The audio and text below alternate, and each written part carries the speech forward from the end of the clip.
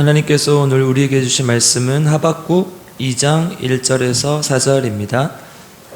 구약성경 하박국 2장 1절에서 4절 말씀, 구약 1303쪽에 있습니다.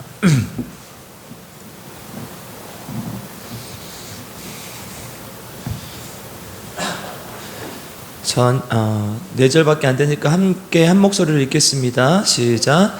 내가 내 파수하는 곳에 서며 성루에 서리라. 그가 내게 무엇이라 말씀하실는지 기다리고 바라보며 나의 질문에 대하여 어떻게 대답하실는지 보리라 하였더니, 여호와께서 내게 대답하여 이르시되 너는 이 묵시를 기록하여 판에 명백히 새기되 달려가면서도 읽을 수 있게 하라. 이 묵시는 정한 때가 아나니 그 종말이 속히 이르겠고 결코 거짓되지 아니하리라. 비록 더딜지라도 기다리라. 지체되지 않고 반드시 응하리라. 보라, 그 마음은 교만하며 또 그 속에서 정직하지 못하나 의인은 그의 믿음으로 말미암아 살리라. 아멘. 네. 오늘 하나님의 말씀을 통해 우리 모두에게 귀한 하나님의 능력이 있기를 주님의 이름으로 축복합니다. 제가 어렸을 때부터 싫어하는 가수가 하나 있었어요. 이미자라고. 시작하기 전에 이미 자고 계시면 안 돼요. 네. 오늘 한 명도 없는 것 같아요. 그래서 하나님께서 또 말짱한 정신 가운데 또 함께 하나님의 은혜가 가득하길 주님의 이름으로 축복합니다. 네. 고도를 기다리며라는 책이 있었어요. 이제 좀 몇 년 됐는데 그 사무엘 베케트라는 작가가 썼는데, 몰래셔도 돼 내용을 그냥 제가 말씀을 드릴 거니까. 이제 노벨상을 받은 작품이에요. 아주 좋은 작품이죠. 근데 이제 희곡, 그러니까 그 연극의 대본처럼 쓰여 있어요. 이렇게 왔다 갔다 이렇게 대사로. 지금 이제 이 책을 통해서 우리가 조금 생각을 해보면 인류가 이렇게 좋은 것들을 많이 누리고 인류가 이렇게 발전하게 된 게 사실은 거의 한 200년밖에 안 돼요. 그러니까 대량 생산이 가능해지고 이렇게 일부 귀족들만 누렸던 많은 좋은 것들, 뭐 문화들, 또 재화들을 사실은 이제 2차 산업혁명 이후에 증기기관이 발견되면서 이렇게 됐기 때문에 200년 남짓하는 이 기간 동안 기술이 엄청나게 발전을 했죠. 그러니까 사실 수천 년, 수만 년 동안 인류는 이렇게 많은 것들을 누리지 못했어요. 지식이 축적되고 또 기술이 발전하면서 이렇게 됐는데, 그 이제 이면에는 똑같은 일을 이렇게 똑같은 생산품을 계속 만들어내야 되니까 인간이 이렇게 똑같은 일을 반복해야 되고, 또 부속품처럼 인간이 이제 기계처럼 전락해 버린다라는 이런 인식들이 있죠. 우리 잘 아는 여기 코수염 달린 영국의 그 코미디언 찰리 채플린이라는 사람이 이렇게 지팡이 짚고 나와가지고 무성 영화 예전에 있었잖아요. 보면은 뒷 배경이 항상 이렇게 톱니바퀴거든요. 그러니까 이제 인간의 그런 삶을 비판하는 거죠. 그렇게 인간이 살아야 될 것인가. 그리고 이제 그 와중에 세계대전이 일어났죠. 그 폐허와 잿더미, 그 시체들 속에서 인간의 실존이 진짜 무엇인가, 근본적인 고민의 어떤 패러다임들이 좀 바뀌게 되죠. 이제 그 전에도 인간이 어떤 존재인가에 대한 물음은 수도 없이 있었지만 이제 좀 바뀐 거죠. 이렇게 신중심의 사회에서 인간은 하나님의 종이다. 또 그 다음에 이제 르네상스 시대에는 인간이 주인이다. 근데 인간이 주인이 되었을 때 어떻게 됐느냐, 이런 이제 인간 삶의 철학적 사조들이 이렇게 바뀐단 말이에요. 그래서 내가 진짜 어떤 존재인가, 나를 주체적으로 자각할 수 있는 존재인가, 내 스스로, 이거에 대한 고민들이 더 많이 이루어지게 되죠. 고도를 기다리며라는 앞에서 서게 한 이 책에서는 이제 늙은 방랑자 에스트라공이라는 사람이 나와요. 또 블라드밀이라는 사람이 한적한 시골길에서 하염없이 고도를 기다려요. 이 고도가 누구인지, 또 왜인지, 어떤 존재인지 아무도 몰라요. 그리고 세계 끝날 때까지 이 고도가 어떤 존재인지를 몰라요. 그 오랜 시간 기다림 속에 계속 이제 그들은 시간을 때우기 위해서 대화를 해요. 그리고 이제 이런 바보 같고 의미 없는 행위들을 하며 시간을 때우고, 어떻게 해야 될지 모를 때마다 나오는 대사가 있어요. 이게 중요한데 이제 고도를 기다려야지 이 말을 해요. 말하고자 하는 바가 뭐냐? 인간의 삶이란 결국은 기다림이라는 거예요. 뭘 기다리든지 이 고도가 어떤 정확히 누구인지 무엇인지도 모르지만 작품이 끝날 때까지도 아까 고도가 어떤 것인지는 나오지 않지만 각자 나름대로 인간은 기다린다는 거예요. 그리고 또 그렇게 해야 된다는 것이죠. 사실 이 기다림이라는 게 지난하고 힘든 과정이에요. 그래서 기다리는 것을 좋아하는 사람은 별로 없어요. 여러분, 제가 어디 잠깐 이렇게 이마트 좀 갔다 올 때니까 여기서 좀 나를 기다려? 근데 언제 올지 몰라요. 아이스크림을 사온다고 했는데 다 녹아버린 다음에 사오는지 만들어서 사오는지 모를 정도로 늦게 와요. 좋아하는 사람이 있어요? 없잖아요. 없어요. 근데요, 생각해보면 인간의 모든 삶이 다 기다림이에요. 결혼도 기다림이죠. 그렇죠? 남편이 변화되길 기다려주고 또 아내가 기다려주길 변화되길 기다려주고 시어머니, 시아버지, 또 며느리가 변화되길 기다려주고 아들이 또 장모님이 이렇게 기다려주고 서로 변화되길 기다려주는 것. 자녀 양육도 마찬가지죠. 아이가 난 이렇게 자라길 바랬는데 그 모습이 아닐 때 굉장히 막 마음이 조급해지고 싫어진단 말이에요. 우리 아이는 천재인 줄 알았는데 천재가 아니었어. 기다려줘야 되는 거죠. 아이가 스스로 뭔가를 할 수 있고 잘할 수 있도록 기다려줘야 되는 거죠. 사업도 마찬가지예요. 나는 이렇게 하면 금방 잘 될 것 같았는데 금방 일어설 것 같았는데 그렇지 않단 말이에요. 이게 기다림이라는 거죠. 결국은 인간의 모든 삶이 기다림이에요. 신앙도 마찬가지죠. 내가 하나님 믿기만 하면, 하나님께 나아오기만 하면 내 모든 게 잘 풀리고 잘 될 줄 알았는데 그게 아니란 말이에요. 그러니까 우리는 이 기다림이란 것에 대해서 모르면 신앙생활을 제대로 할 수 없다는 거예요. 더 나아가면 하나님께서 우리에게 허락하신 이 인생을 제대로 살 수 없다는 거죠. 기다림이 무엇일까? 우리는 기다림을 가져야 될까? 무엇을 기다려야 될까? 말씀을 통해서 오늘 고민하고 또 결단하는 시간 되길 주님의 이름으로 축복합니다. 예. 이제 하박국을 보는데요. 하박국은 불평 선지자라는 별명이 있어요. 왜 그런지 조금 이따 나올 텐데, 하박국이라는 사실 이름은 많이 들어봤지만 많이 살펴보지 않았어요. 그래서 익숙하지 않아요. 근데 우리가 잘 아는 구절을 이제 나중에 살펴볼 텐데, 무화과 나뭇잎이 마르고 외양간에 우리의 양떼가 없어도, 외양간에 소가 없어도 이 찬양을 우리가 알기 때문에 하박국의 말씀이라는 것 정도는 우리가 들어봤죠. 이 하박국이 이제 이스라엘의 격변기에 살았던 사람이에요. 북이스라엘이 이제 우리가 쭉 선지서 계속 보고 있는데 북이스라엘이 멸망하고 유다만 남은 상황이에요. 이제 하박국이 쓰여진 시기를 이 학자들은 609년, BC 609년에서 598년 정도 이 사이에 한 10여 년에 걸쳐서 쓰여졌을 것이다 라고 보는데요. BC 609년, 제가 여러분들에게 이 히브리어는 중요합니다. 기억하라는 게 있고요. 다 연도가 또 중요한 게 몇 개 있어요.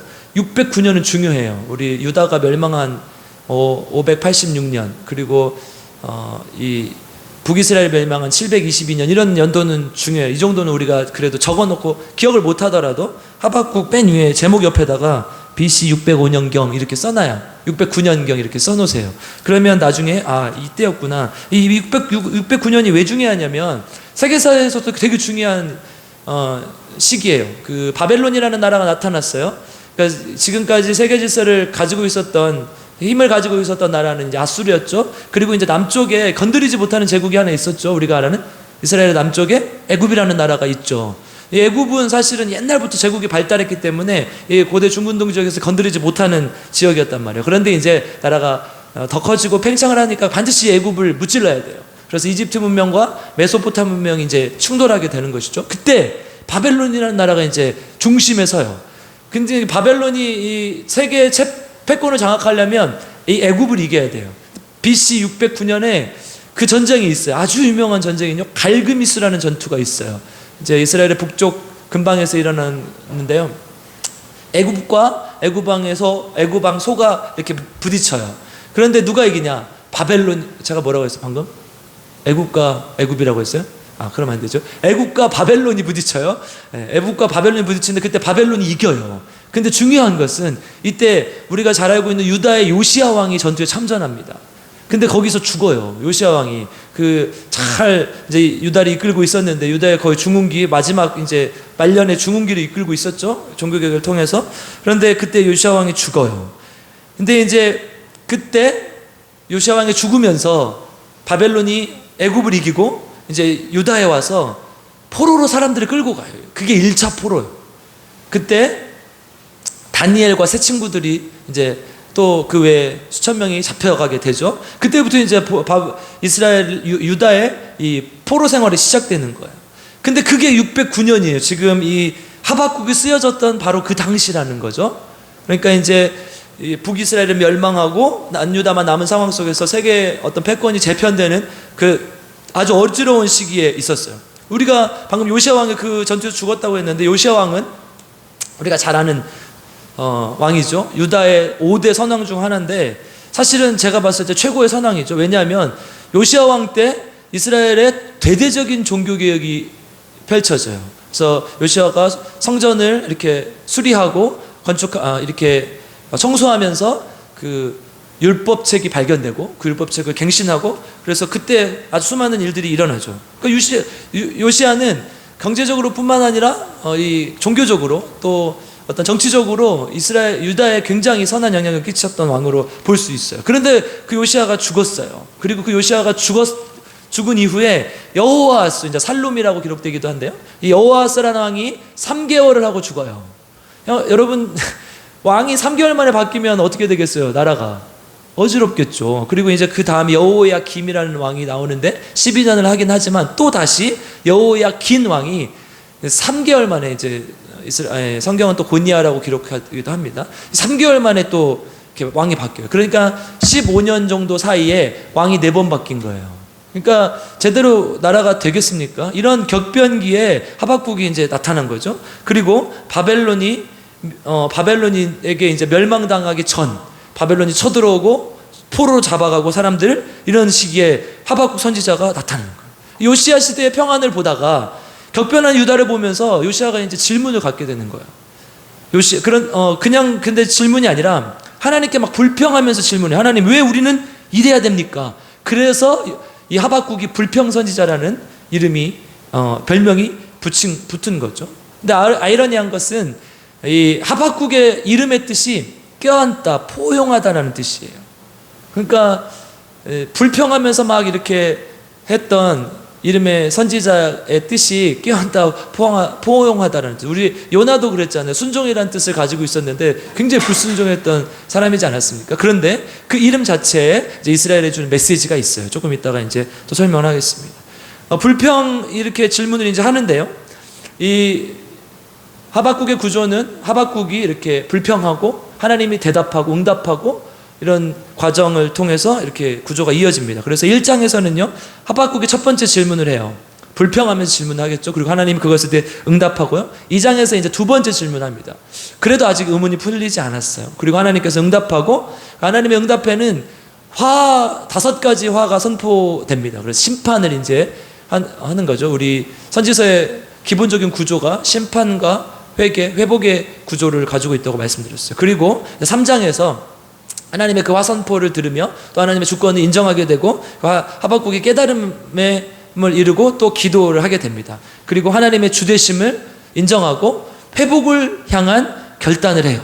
그래서 이제 나중에 우리가 알고 있는 무화과 나뭇잎이 마르고 비록 외양간에 소가 없어도 그럼에도 불구하고 나는 하나님께 감사하겠다, 이런 회복에 대한 결단을 하죠. 근데 여기서 제가 지금 말씀드린 것 중에 지금 여기 선지서와 구조가 조금 달라요. 뭐냐? 그동안 선지서들은 심판과 회개의 구조, 심판과 회복의 구조였다면, 지금 이 하박국의 내용은 심판과 스스로 회복에 대한 결단의 내용이에요. 그러니까 이게 뭡니까? 상황과 조건의 어려움 속에서도 우리 개인의 신앙의 선택과 결단이 어떠해야 될 것인가에 대한 질문에 대한 답을 해주는 거예요. 우리 신앙생활 하다 보면 어려움도 있고 고난도 있고 그렇잖아요. 그럴 때 과연 우리가 어떻게 해야 될 것인가에 대한 이 하박국 선지자의 대답이 나오는 것이죠. 우리가 질문을 먼저 한번 살펴보겠는데, 첫 번째 질문이 1장 2절에서 4절에 이어집니다. 하박국 1장 2절에서 4절, 2절만 한번 읽어보겠습니다. 2절 시작. 아직 안 나왔네요. 자, 찾으셨으면 읽겠습니다. 시작. 여호와여 내가 부르짖어도 주께서 듣지 아니하시나니 어느 때까지리까? 내가 강포로 말미암아 외쳐도 주께서 구원하지 아니하시나이다. 아멘. 하나님, 왜 내가 이렇게 부르짖고 내가 선지자로서 이렇게 하나님 앞에 간구하는데 이러한 폭력으로부터 우리를 구원해 주시지 않냐? 왜 이러한 정의가 우리 사회에 실현되고 있지 않냐? 이렇게 계속해서 불평하면서 하나님, 난 도저히 이해가 안 됩니다. 이렇게 질문을 하는 것이죠. 그래서 4절에 보면요, 율법이 해이해지고 정의가 전혀 실행되지 못하고 정의가 굽게 행하여진다. 사회가 왜 이렇게 돼야 되느냐? 이렇게 질문을 하는 것이죠. 그리고 하나님의 답변이 이어집니다. 5절부터 이어지는데요, 6절 한번 읽어보겠습니다. 시작. 보라, 내가 사납고 성급한 백성 그 땅이 넓은 곳으로 다니며 자기의 소유가 아닌 거처들을 점령하는 갈대아 사람을 일으켰나니. 아멘. 갈대아 사람을 일으켜서 이제 심판을 하신다는 거겠죠. 그 사납고 성급한 백성, 넓은 곳으로 나아가서 세계를 제패할 백성, 이게 누굽니까? 갈대아 사람이에요. 여러분, 우리 갈대아가 어디예요?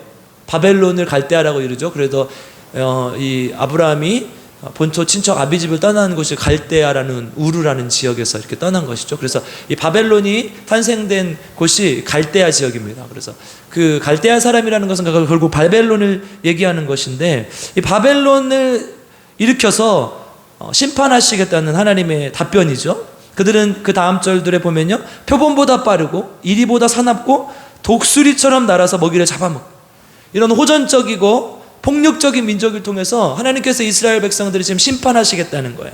그런데 하나님은 또 거기에다가 이 민족에 대한 지적도 이어가십니다. 11절 한번 읽어보겠습니다. 11절 시작.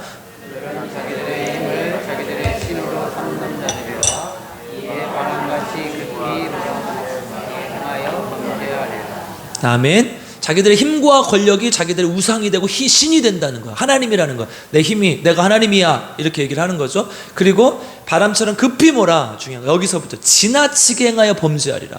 그러니까 하나님께서 심판의 도구로 사용하셨던 이 바벨론이 너무 지나치게 행하여서 결국 어떻게 되는 거예요? 자기가 교만해져서 심판의 도구가 아니라 자기가 심판자가 되어버리는 것이죠. 그래서 그들도 결국은 내가 심판할 것이다 얘기를 미리 말씀하시는 것이죠. 하박국은 아직 질문에 대한 답이 풀리지 않았어요. 두 번째 질문을 이어가면 1장 13절을 한번 읽어보겠습니다. 13절 시작. 주께서는 눈이 정결하심으로 악을 참아보지 못하시며 폐역을 참아보지 못하시거늘 어찌하여 거짓된 자들을 방관하시며 악인이 자기보다 의로운 사람을 삼키는데도 잠잠하시나이까. 아멘. 그러니까 이스라엘 백성들이 죄를 지어서 심판을 받는 건 알겠는데, 그런데 하박국은 아직 여전히 이해가 되지 않아요. 우리가 아무리 범죄하였어도 하나님의 백성이고 저들은 더 악한 백성인데 왜 저들을 통해서 저들을 이렇게 내버려 두십니까? 아마 하박국은 방금 앞에서 말씀드렸던 것처럼 이 요시야 왕 때에 하나님 앞에서 깨어 있으려고 하는 백성들의 모습과 요시야 왕의 통치를 받기 때문에 이런 말을 할 수도 있어요. 그러니까 종교개혁을 이 율법책을 발견하고 그 성전을 이렇게 수리하고 또 이런 과정에서 백성들에게 촉구하고 이렇게 하나님 안에서 깨어 있으려고 하는데 왜 우리보다 더 악한 저들이 저렇게 활개치도록 내버려 두십니까? 그래서 이스라엘 백성들을 투망에 걸린 바다의 고기, 이제 14절에 나오는데요, 투망에 걸린 바다의 고기라고 표현을 하고요, 다스리는 자 없는 벌레같이 있다고 얘기를 해요. 여러분, 투망에 걸린 물고기의 눈을 보셨습니까? 우리 둘째 아들이 이렇게 상에 조기가 올라오면 그렇게 눈을 파먹더라고요.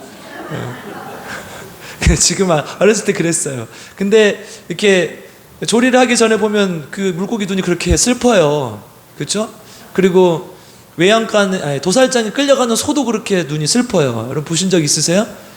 그렇다는 거예요. 왜냐하면 이미 바다의 물고기는 그물에 걸리는 순간 죽어요. 그죠? 그물에 걸리면 죽어요. 조금 있으면.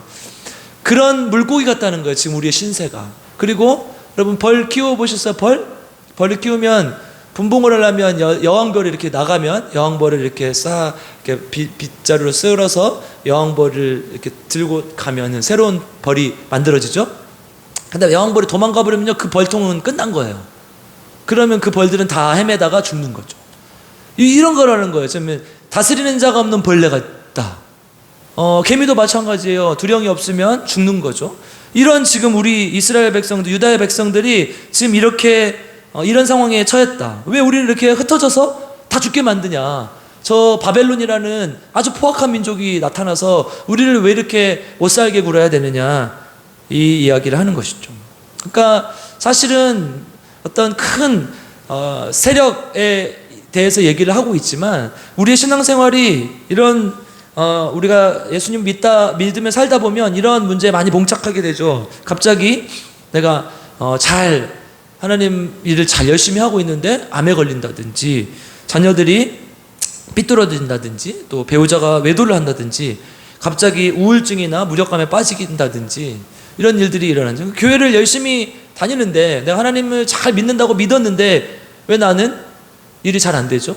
왜 나는 이런 일을 겪어야 되죠? 이런 질문을 지금 하박국이 하고 있는 거예요.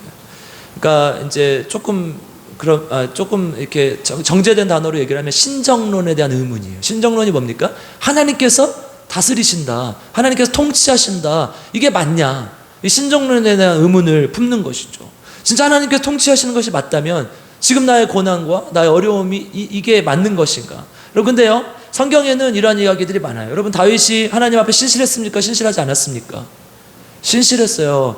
왕이 되기 전엔 정말 더 신실했어요. 그 어떤 실수를 범하지 않을 만큼 굉장히 신실한 사람이었어요. 그런데 아무 이유도 없이 사울이 다윗을 쫓아다녀요. 그래서 그 사막에서, 그 광야에서 얼마나 많은 시들을 지었습니까? 그 다윗의 시들을 보면 정말 구구절절하고 간절해요. 그래서 그러한 시들을 우리가 탄원시라고 하죠. 하나님 앞에 대한 탄원을 하는 거죠.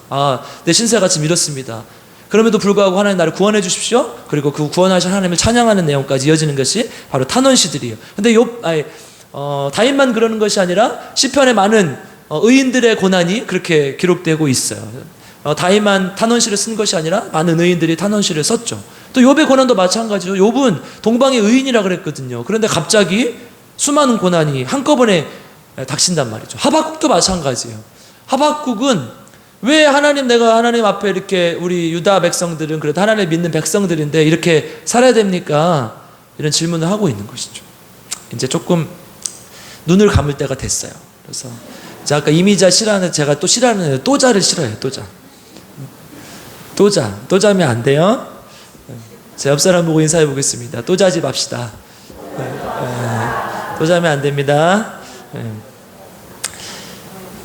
하박국의 질문이 이거죠. 예수를 믿는다고 무조건 잘 되는 것이 아니라는 거예요. 우리 삶에는 모든 것이 일어날 수 있고 가능합니다. 이때 우리의 신앙인의 모습은 어때야 되는가? 아주 큰 숙제라는 것이죠. 이때 필요한 것이 뭐라는 거예요? 오늘 본문 이제 좀 이따 얘기하겠지만 바로 기다림이라는 거예요. 하나님 안에서 우리가 기다림이 필요하다. 성급하게 판단하지 말고 파닥파닥 하지 말라는 거예요. 그래서 제가 좋아하는 서양 속담이 있는데요. 서두르면 일을 망친다. Haste makes waste, 이렇게 읽는데요. 서두르면 일을 그르치는 거예요. 뭐든지. 여러분, 항상 이 대회, 어떤 축구나 뭐 야구 이런 대회에 나가면요, 축구 선수들이 이렇게 평소에는 되게 잘하는데, 혹은 선수들이 이렇게 평소에 잘하는데 그르치는 경우가 있어요. 왜냐하면 조급해지기 때문이에요. 여러분, 우리가 이제 축구를 예로 들면 우리 어린이들 맨날 축구하는데, 축구 선수들 보면요, 딱 누구 하면요, 딱 공을 차잖아요. 그러면 그 머리 앞에다 딱 공을 갖다 줘요. 그래서 탁 받으면 헤딩으로 넣을 수 있게. 평소에 연습할 땐 그런다고요. 그런데 국가대표 경기 나가면 크로스를 올리는데 막 이상한 데로 올리잖아요. 왜 그래요? 급해. 이 상대 선수가 쫓아와서 나를 마크를 할까봐. 그리고 잘해야 된다는 부담감, 이런 것들이 있기 때문에 그러는 거죠. 급하면, 근데 그거를 릴렉스하고 이렇게 잘 다스리고 천천히 올리는 사람은 잘해요. 그 누가 잘했어요? 우리나라에서 박지성이 잘했잖아요. 손흥민이 잘하잖아요. 지금 어저께도 3골 넣었대요. 모르시죠? 제가 가르쳐 드릴게요. 그러니까 서두르면 일을 망치는 거예요. 우리 인생이 똑같아요. 사단이 나를 공격하면 어쩌지? 내가 이게 왜 빨리 안 돼요? 사람들이 나를 이렇게 이상하게 보면 어쩌지? 이런 서두름, 이런 조급함 때문에 일을 망치는 거예요. 우리는 하나님의 안에서 기다려야 돼요. 오늘 본문 3절이 그 정확한 하나님의 두 번째 응답으로 넘어가는데요. 오늘 본문 3절에 그렇게 얘기를 합니다. 우리 3절 한번 읽어보겠습니다. 하박국의 두 번째 불평 질문에 대한 하나님의 두 번째 응답이에요. 3절 시작. 이 묵시는 정한 때가 있느니 그 종말이 속히 이르겠고 결코 거짓되지 아니하리라. 비록 더딜지라도 기다리라. 지체되지 않고 반드시 응하리라. 아멘. 이 하나님이 우리에게 주신 말씀이에요. 비록 더딜지라도 기다리라. 같이 한번 따라 해보겠습니다. 비록 더딜지라도 기다리라. 이게 지금 알 수 없는 고난이 찾아왔을 때 내가 하나님을 잘 믿는다고 생각하고 있는데도 불구하고 내 일이 잘 풀리지 않을 때 하나님께서 우리에게 주시는 약속의 말씀이에요. 비록 더딜지라도 기다리라. 그러면 지체되지 않고 반드시 응하리라. 그럼 근데요, 이 말에 좀 모순이 있어요. 더딜지라도 기다리라고 했는데요, 지체되지 않고 응한대요. 더딜지라도라는 말은 느리다는 뜻이잖아요. 근데 지체되지 않고는 바로거든요. 근데 꼭 항상 성경은 이렇게 역설적으로 우리에게 말을 해요. 이것이 신앙생활의 역설이에요. 우리는 언제인지 모르기 때문에 힘들어요. 어려워요. 그런데요, 반드시 이루어질 거라는 소망이 있기 때문에 기다릴 수 있는 거예요. 이게 더딜지라도 기다리라. 그러나 지체되지 않고 반드시 응하리라는 하나님의 약속인 것이죠. 우리 김희자 사모님의 문제가 사실 그래요. 사모님처럼 훌륭한 분도 없잖아요. 그렇죠? 자기의 모든 것을 바쳐서 하나님 앞에 헌신했고 드렸고 또 그렇게 일을 하고 계셨는데 갑자기 쓰러지셨어요. 그리고 누워 계신단 말이에요. 우리는 알 수가 없어요. 우리 알 수 없어요. 하나님은 왜 이렇게 일을 하시는지 우리는 몰라요. 그럼에도 불구하고 우리는 지체되지 않고 응할 것이라는 약속의 말씀을 믿기 때문에 계속 기도할 수 있는 것이죠. 아멘.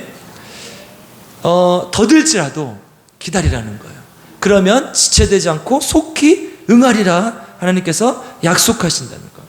바벨론에 대한 심판은 반드시 이루어질 것이라고 하나님께서 약속하시는 것이죠. 그래서 이제 뒷부분을 보면요, 5가지 화를 선포합니다. 2장 6절, 9절, 12절, 15절, 19절 이 절에 걸쳐서요, 화 있을진저 이렇게 얘기를 하죠. 예수님께서도 이 구절들을 많이 인용하셨어요.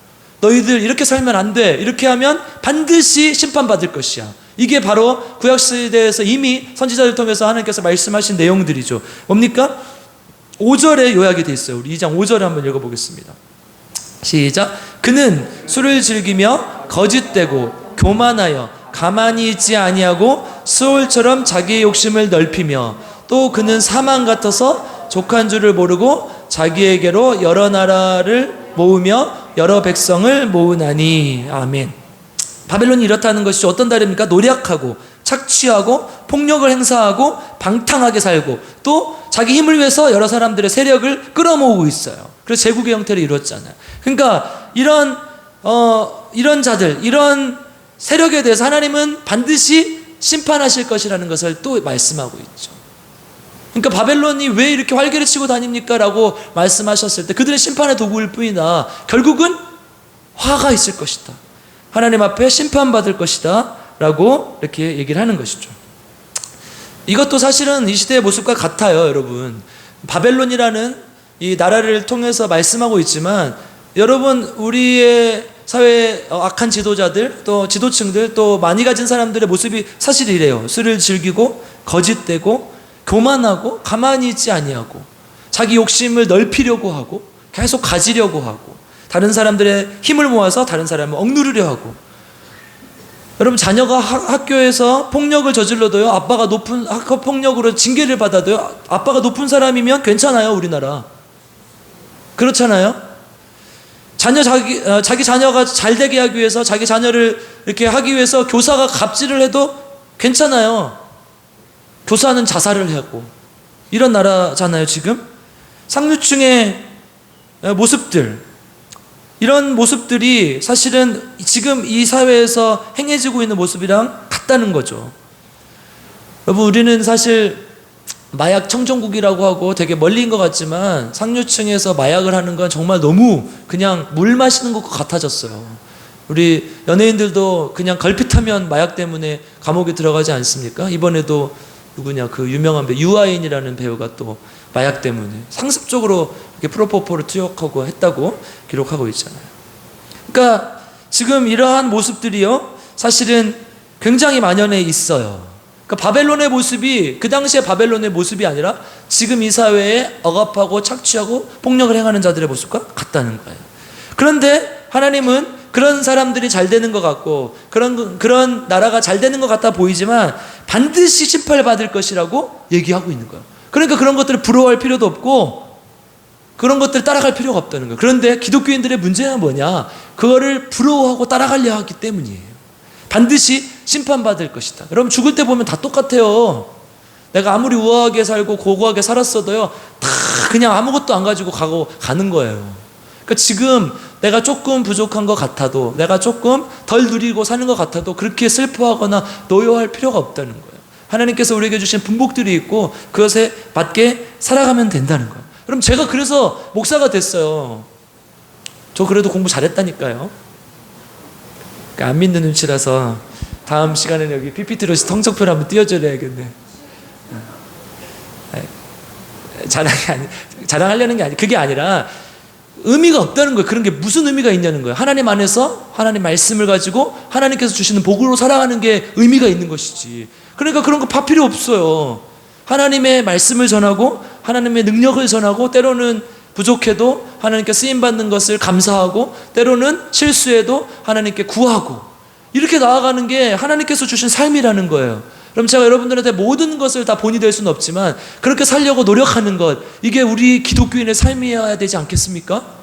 아멘? 그런데 우리가 기다리지 못한다는 거예요. 조급하다는, 조금만 뭐가 잘못되면 그냥 다 놔버리고 안 해버리고 나는 필요 없어 이렇게 돼버린다는 거죠. 그럼 우리가 기다리지 못하는 이유를요, 이 사박국의 전체 내용을 통해서 한 두 가지 정도로 요약해 볼 수 있어요. 첫 번째는 우리가 앞에서 말했듯이 조급함이에요. 기다리지 못하는 이유는요, 조급해지기 때문이에요. 3절을 한번 다시 읽어보겠습니다. 같이 읽겠습니다. 시작.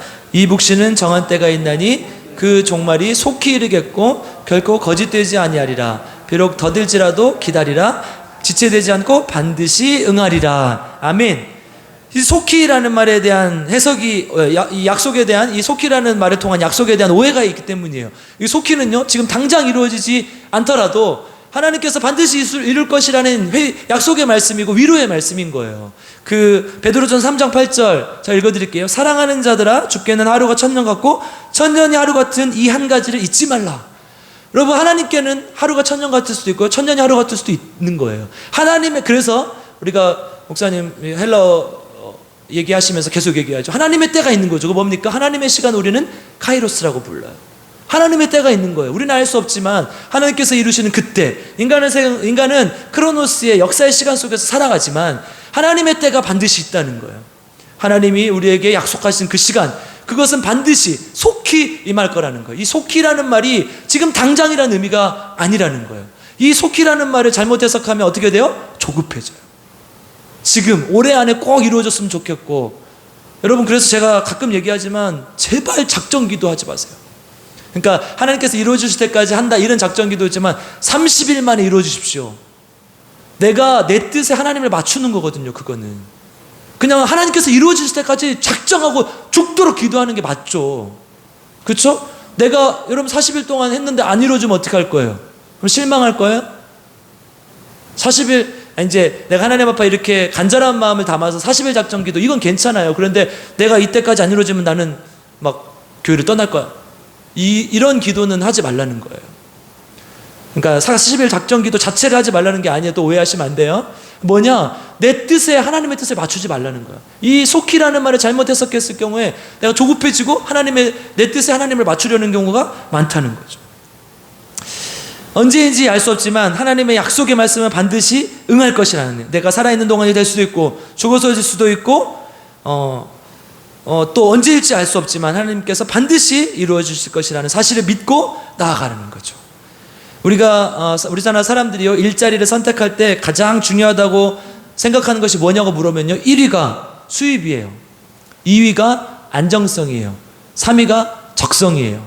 근데 우리가 어렸을 때는 이거를 거꾸로 가르쳐요. 1위가 뭐예요? 1위가 적성을 가르치잖아요. 네가 좋아하는 게 뭐냐 이걸 물어보잖아요. 근데 시간이 지나고 나이가 들면 들수록 수입이 얼만큼 보장이 되느냐, 얼마나 안정적이느냐, 이런 것들을 이게 한다는 거죠. 그런데요, 우리가 이렇게 추구한 결과가 뭐예요? 우리나라 OECD 행복지수 거의 항상 꼴등이에요. 노인 자살률 1위예요. 그러니까 여러분, 우리가 그렇게 추구해서 그렇게 살아왔는데 그걸 이루지 못하니까 어떻게 돼요? 행복감이 떨어지고 만족도가 떨어지는 거예요. 조급해지고 그거를 할 수 없게 된다는 거죠. 조금 덜 벌고 조금 덜 쓰면 어떻습니까? 아무렇지도 않아요. 지금 당장 눈앞에 보이는 것만 보는 거니까 자꾸 조급해지고 떨어지는 겁니다. 조급해지고 자꾸 급해지는 겁니다. 대학에 떨어지면, 저는 고3 때 대학 떨어지면 죽는 줄 알았어요. 그래서 한강에 가야 되나? 뭐 이런 생각이 있어요. 그러니까 진짜 대학 떨어지면 큰일 나는구나 그랬는데요. 지금 지나고 보니까 그때 재수하고 삼수했던 친구들이 훨씬 더 좋은 대학교 갔어요. 그리고 지금 나이 40, 50 넘으니까요, 1년 늦었는지 빨랐는지도 몰라요. 다 같이 늙어가는 거예요, 그냥. 그렇지 않아요? 근데 그때 1년 늦으면 굉장히 늦은 것처럼 느껴지거든요. 내가 결혼을 좀 늦게 하면요, 굉장히 늦은 것처럼 느껴지고요. 내가 조금 직장을 늦게 잡으면요, 굉장히 늦게 하는 것처럼 느껴져요. 근데 그렇지 않다는 거예요. 인생을 길게 보시면요, 1년 늦는 건 정말 늦는 것도 아니고요, 한 3년 늦는 것도 늦는 것도 아니에요. 하나님께서 정하신 때가 있다는 것이죠. 다음 단계로 이끄신 하나님의 뜻을 보십시오. 하나님께서 우리에게 준비하신 시간은 모두 다릅니다. 반드시 지체되지 않고 속히 응할 것이라는 그 믿음을 가지고 나아가는 우리 필그림교회 성도님들 되시길 주님의 이름 축복합니다.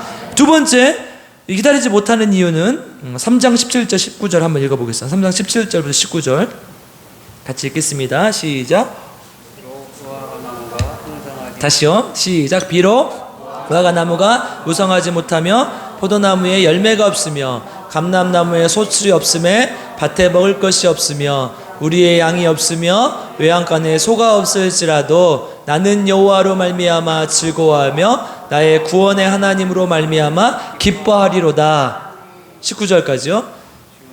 주 여호와는 나의 힘이시라. 나의 발을 사슴과 같게 하사 나를 나의 높은 곳으로 다니게 하시리로다. 이 노래는 지휘하는 사람 위하여 내 수금에 맞춘 것이니라. 아멘. 이제 하박국이요, 마지막으로 하나님의 약속을 믿고 찬양하고 기도하는 것으로 하박국이 마무리가 됩니다. 악인들은 더 많이 가지고 있고 잘 되는 것처럼 보이지만 나는 아무것도 없어도 오직 여호와로 인해서 즐거워하며 하나님의 구원으로 인해 말미암아 기뻐하겠다는 거예요. 하나님의 백성의 삶은 오직 하나님 한 분만으로 만족하겠다는 거예요. 주님께서 먹여주시고 입혀주시고 인도해 주시는 것이니까 내가 만족하며 살 수 있다는 것이죠. 여러분 진짜 그러십니까? 우리가 주님 한 분만으로 나는 만족, 이런 찬양을 수도 없이 불러요. 그럼 진짜 주님 한 분만으로 만족하십니까? 여러분들의 집을 빼앗아간데도, 자식을 빼앗아간데도 만족하십니까? 제가 어저께 청년들이랑 손양원 목사님 기념관을 갔다 왔는데요, 갈 때마다 참 마음이 새로워요. 나는 저런 목사가 될 수 있을까? 나는 저렇게 할 수 있을까? 근데 이제 짧은 애니메이션, 5분짜리 애니메이션으로 이제 손양원 목사님의 삶을 이렇게 만들어놨는데, 두 아들이 공산주의자들에 의해서 처형을 당해 죽었죠. 그러니까 그런데 그 앞에서 울며 절구하면서 기도하는데, 하나님, 우리 아들이 순교할 수 있으면 감사합니다 이러면서 막 인간적 아픔과 고통은 있으니까 막 우는 거예요. 그 모습을 보면서 나는 우리 아들 둘을 하나님께서 앗아가셔도 감사할 수 있을까? 이런 생각이 들어요. 여러분 삶 속에 정말 하나님 한 분만으로 만족하십니까? 하나님께서 모든 것을 다 앗아가셔도 다 감사할 수 있습니까? 지금 하박국은 그런 걸 얘기하고 있는 것이죠. 그런데 우리가 지금 감사하지 못하는 이유가 무엇입니까? 내 외양간은 비어있고 다른 사람의 외양간이 차있고 또 다른, 아까 바벨론은 잘 되는 것 같은데 나는 안 되고, 그러니까 그러는 거예요. 뭐예요? 비교하는 의식에서 나오는 거예요. 다른 사람은 다 잘 되는데 나만 늦춰지는 것 같고 뒤처지는 것 같고 못되고 나만 실패하는 것 같아. 나는 교회 다니는데 왜 나만 일이 안 될까? 이렇다는 것이죠. 하나님께서 우리에게 말씀하시는 것은 바로 이 말씀입니다. 너희가 정말 하나님만으로 만족한다면 그렇게 다른 것들을 보지 말고 하나님께서 행하시는 일만 바라봐라. 그래서 주 여호와만이 나의 힘이시라. 다 세상은 어때요? 아까 1장 11절에서 우리가 봤어요. 자기들의 힘을 뭘로 삼는다고 해서 자기들의 신으로 삼는다고 그랬어요. 힘이 신이고요, 능력이 신이고요, 돈이 신인 거예요. 그런데 우리는 누가 신이에요? 하나님이. 진짜 하나님만이 나의 힘이십니까? 아멘. 이 말씀을 우리에게 주시는 거예요. 비록 더딜지라도 기다려라. 하나님만이 너의 힘이 될 것이다. 여러분, 지금 여러분이 혹시나 잘 못 되고 있다면 그걸 조급해하거나 비교할 필요 없어요. 하나님의 약속은 반드시 속히 임할 것입니다. 그런데 여러분, 반대로 여러분 잘 되고 있다고 해서요, 그걸로 다라고 생각하시면 안 돼요. 여러분, 죽을 때는요, 그거 다 싸질머지고 가지 않아요. 다 똑같다니까요. 하나님께서는 우리에게 반드시 심판하시고 하나님의 약속이 이루어질 것이라고 약속하고 있습니다. 그럼 어떻게 해야 되느냐? 마지막 우리 4절 한번 읽어보겠습니다. 2장 4절 같이 읽겠습니다. 시작. 보라, 그의 마음은 교만하며 그 속에서 정직하지 못하나 의인은 그의 믿음으로 말미암아 살리라. 아멘. 기독교인은요, 예수를 믿는 사람들은 하나님의 이 약속의 말씀이 속히 더딜지라도 반드시 이루어질 것이라는 약속의 말씀을 믿고 살아가는 거예요.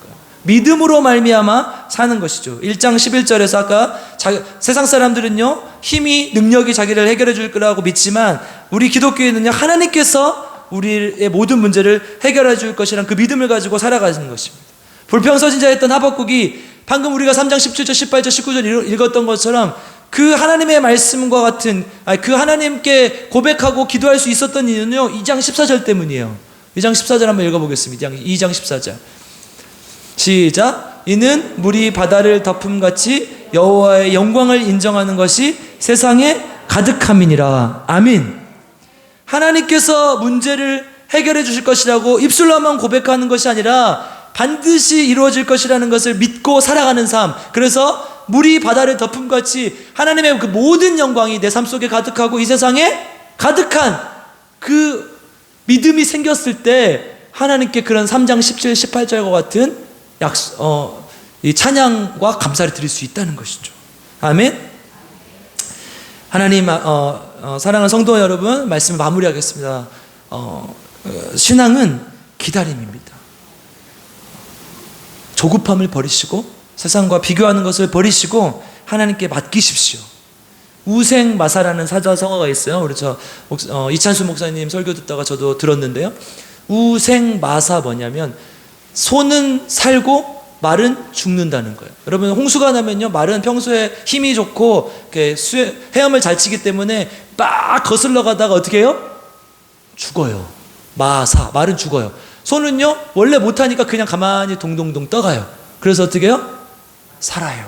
이게 기독교인의 기다림이에요. 내가 아무리 거슬리려고 해도 내 힘으로 안 돼요. 누구한테 맡기는 거예요? 하나님께 맡기는 거예요. 하나님의 힘에, 하나님의 능력에 의지해서 나가는 것이 기독교인의 삶이라는 거예요. 때로는 내가 거스를 수 없는 물살이 있고요, 때로는 내가 거스를 수 없는 세상의 압력들이 있어요. 그럴 때 어떻게 해요? 때로는 소처럼 그냥 하나님께 다 맡겨드려요. 둥둥둥 떠가다 보면 어떻게 돼요? 지체하지 않고 반드시 응하리라. 우리 한번 고백해 보고 있습니다. 이 말씀 고백하고 마치겠는데요, 함께 고백하겠습니다. 비록 더딜지라도 기다리라. 지체되지 않고 반드시 응하리라. 여러분들의 삶이 그렇게 되길 주님의 이름으로 축복합니다. 우리 교회의 모든 계획이 그렇게 되길 주님의 이름으로 축복합니다. 함께 이 말씀을 생각하면서 하나님, 내 삶이 지금은 참 어렵고 힘들고 고난 속에 있을지라도, 또 때로는 힘겨움에 있을지라도 하나님의 영광이 가득한 그날을 기다립니다. 그날은 반드시 응할 것이라 믿습니다. 우리 함께 고백하면서 찬양하겠습니다.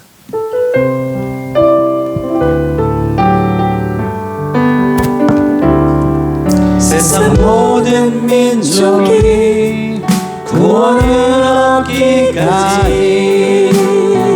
쉬지 않으시는 하나님, 주의 심장 가지고 우리 이제 일어나 주 따르게 하소서. 세상 모든 육체가 주의 영광 보도록 우리 부르시는 하나님, 주의 손과 발 되어 세상을 치유하며 주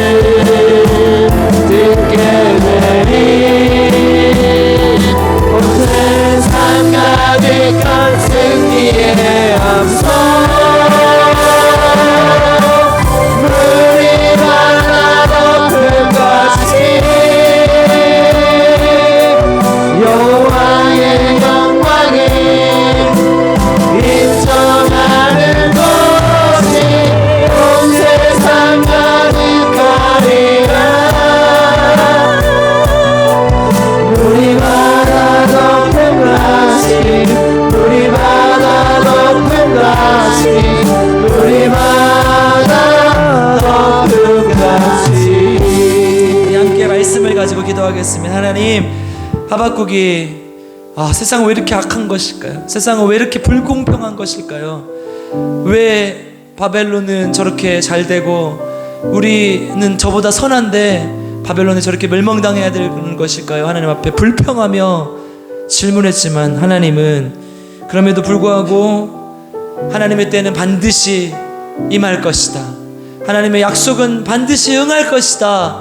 더딜지라도 기다리라 우리에게 말씀하셨으며 하나님의 날은 반드시 오고야 말 것이며 하나님의 그 약속은, 하나님의 능력은 이 땅에 가득할 것이라는 것을 우리에게 말씀하고 있습니다. 내 삶이 때로는 내가 이루고자 하는 일들이 때로는 더딘 것 같지라도, 내 삶이 때로는 힘든 것 같을지라도, 그럼에도 불구하고 하나님께서 그 일을 모두 다 하나님 나에게 약속하신 것처럼 응하실 줄 믿습니다. 행하실 줄 믿습니다. 자녀가 하나님 품으로 돌아오기를 원하며, 남편이 하나님 품으로 돌아오기를 원하며, 내 삶이 하나님 안에서 조금 더 나아지기를 원하며, 하나님, 내가 하나님 앞에 조금 더 믿음을 가지기를 원하며, 하나님 그 모든 것이 지금은 더딜지라도 속히 우리의 약속이, 우리의 가운데 하나님의 약속이 임하실 줄 믿습니다. 그 약속 믿고 기다리는 자들 될 수 있도록 주님 도와주시옵소서. 하나님 아는 지식이, 하나님 영광이 이 온 땅 가운데 가득하기를 원합니다. 내 삶 가운데 가득하기를 원합니다. 우리 교회 가운데 가득하기를 원합니다. 주님 함께하여 주시옵소서. 우리 말씀을 가지고 함께 기도하겠습니다. 주여, 하나님 감사합니다. 하나님, 우리 삶이 때론 부족하고 연약해 보여도, 세상이 뒤처지는 것 같고, 세상이 너무나 잘 되는 것 같고, 그러나 하나님 악한 자들은 하나님 너무나 하나님 우리를 비웃는 것 같고, 그럴지라도 그럼에도 불구하고 하나님, 우리는 하나님께 나아가기 원합니다. 약속의 말씀을 믿고 더딜지라도 기다리는 자들 되게 하시고, 약속의 능력을 믿는 자들 되게 도와주시옵소서. 그러나 우리는 내 믿음으로 말미암아 살리라 우리 약속하셨사오니 주님, 하나님 향한 하나님의 약속이 이루어질 것이라는 믿음을 가지고 나아갈 수 있도록 주님 인도하여 주시옵소서. 하나님을 아는 지식이, 하나님 영광이 온 땅 가운데 가득하기를 원합니다. 주님 도와주시고 함께하여 주시옵소서.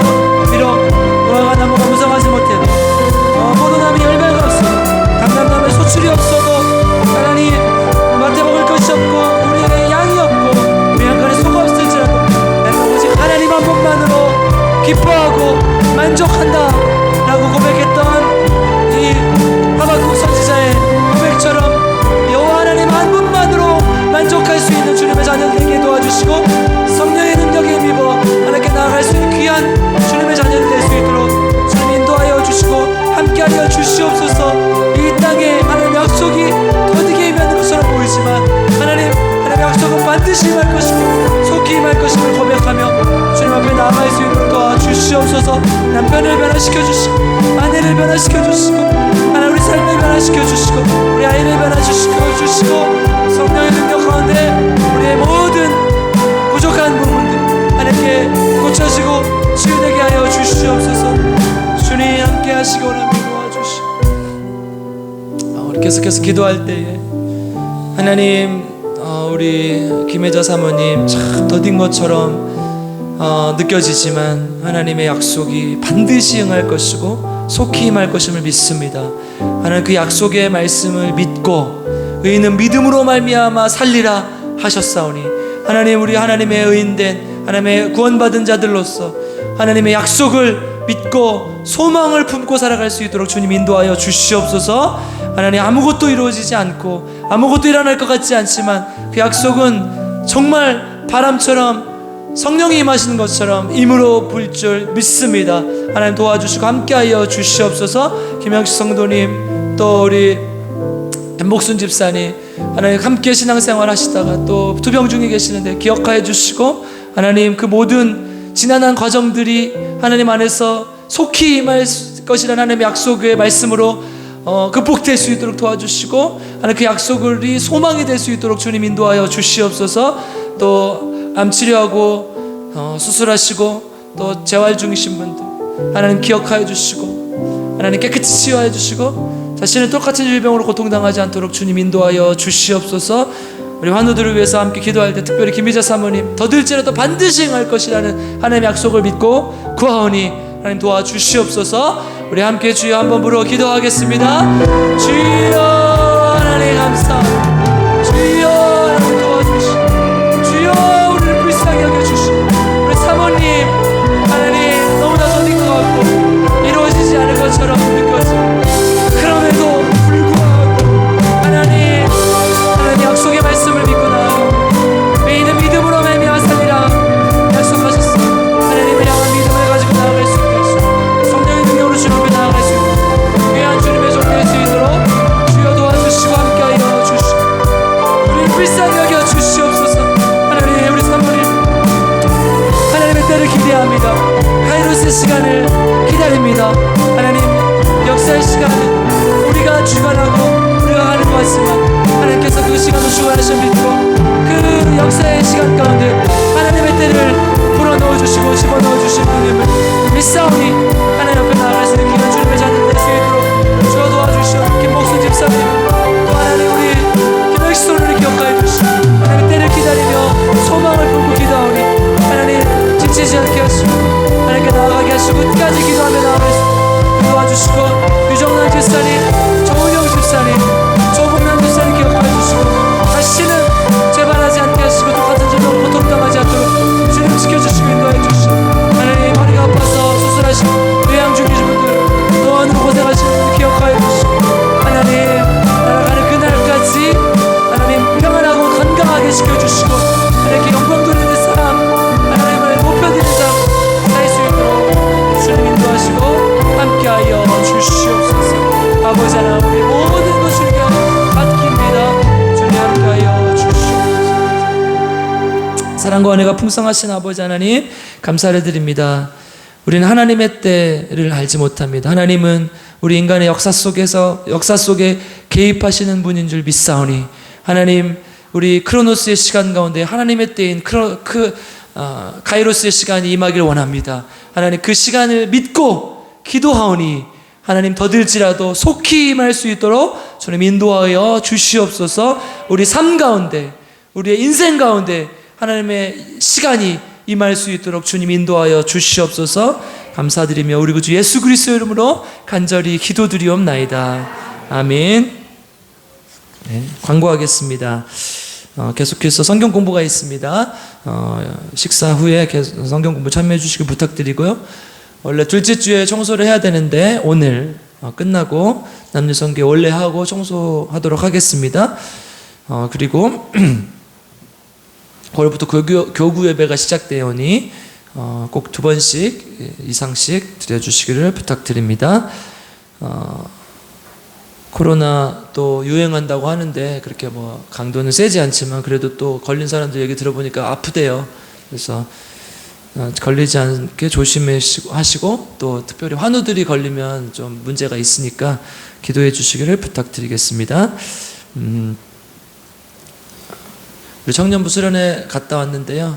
또 좋은 쉼의 시간 또 그 교회가 금요 성령 집회를 하고 있더라고요. 그래서 같이 참여해서 또 열심히 성령을 사모하며 기도하는 시간이 되었고요. 또 이 손영호 목사님 기념관 또 오방 최영종 목사님 기념관 이렇게 가서 이렇게 또 하나님의 은혜를 경험하고 왔습니다. 우리 청년들이 세상에 물들지 않고 계속해서 하나님을 잘 붙들며 살 수 있도록 기도해 주시길 부탁드립니다. 또 후원해 주신 분들 감사합니다. 김은미 집사님 11조 드리셨고요. 유예준 어린이, 유예찬 어린이 하나님 앞에 11조 드렸습니다. 어려서부터 이렇게 귀한 11조 바친 아이들의 삶을 하나님께서 책임져 주시기를 주님의 이름으로 간절히 축원합니다. 김은미 집사님 주정헌금 드리셨고 유예찬, 유예준 어린이, 감사헌금 허순애 한수 집사님, 최현식 성도님, 현다빈 집사님, 현다혜 집사님, 유성진 집사님, 김주현 성도내외, 윤원구 유진아 성도내외, 이정임의 한수 집사님, 주님 불쌍히 여겨주세요. 그동안 수많은 죄 용서해 주시고 저희 남편을 살려주십시오. 이은희 집사님 들으신 것 같아요. 하나님 아버지 오늘도 주님과 함께 할 수 있음을 감사드립니다. 장정숙 전사님, 주님 은혜 사랑 감사 헌금 드립니다. 성령 충만 임마누엘 눈동자같이 보호하여 영원토록 인도하여 주옵소서. 가족 구원 주님의 뜻 이루어진 삶 살게 하옵소서. 주님의 기쁨 전하는 자 되게 하옵소서. 조숙희 집사님 드리셨습니다. 주님 은혜 감사합니다. 김학석 집사님 주님의 마음을 알고 품고 전하게 하소서. 우리 김경만 수집사님 드리셨습니다. 제가 한 가지 말씀 안 드린 게 있는데요. 우리 하박국 선지자의 이름의 뜻이 껴안다, 포옹하다는 뜻이라고 했잖아요. 근데 이제 선지자의 삶과 어울리지 않지만 결국 하나님의 뜻이 여기에 포함되어 있는 거죠. 뭐예요? 하나님께서 하나님께 다 맡기는 자를 껴안아 주시고 포옹해 주실 것이라. 하나님께서 우리 삶을 책임져 주시도록 하나님께 맡기고 하나님 품에 안겨 하나님과 동행하는 삶 살게 주님의 이름으로 축복합니다. 기도하겠습니다. 사랑과 은혜가 풍성하신 아버지 하나님, 하나님께 귀한 예물을 드린 손길을 주님께 축복하여 주시고 하나님께 구별하던 이 손길이 주님 안에서 더 귀한 복을 누릴 수 있도록 도와주시고 세상이 주는 복이 아닌 하나님이 주는 복으로 살아갈 수 있는 귀한 하나님의 종들이 될 수 있도록 주님 인도하여 주시옵소서. 특별히 우리 유예찬, 유예준 어린이 하나님 도와주셔서 이 어린이들이 하나님께 귀한 어려서부터 11조를 드리오니 하나님이 구별하던 손길이 정말 하나님께 영광이 되게 하시고 이 아이들의 삶이 하나님의 영광으로 가득 찰 수 있도록 주님 인도하여 주시옵소서. 머리가 되게 하시고 어딜 가든지 하나님의 복으로 살아가는 귀한 아이들 되게 도와주시옵소서. 이 세상을 변화시키는 하나님의 종들이 되게 하여 주시옵소서. 이제는 우리 구주 예수 그리스도의 값없는 은혜와 아버지 하나님의 크고 넓으신 사랑과 성령 하나님의 함께하여 주심 도와주심의 역사가 오늘 함께 주님 앞에 예배드리며 하나님께 모두 맡기고 하나님 품에 안겨 더딜지라도 기다리며 속히 오신 하나님을 믿고 살아가는 살기를 작정하는 우리 빌그림교 성도님들 머리머리 위에 지금부터 영원토록 함께 계시기를 간절히 축원하옵나이다. 아멘.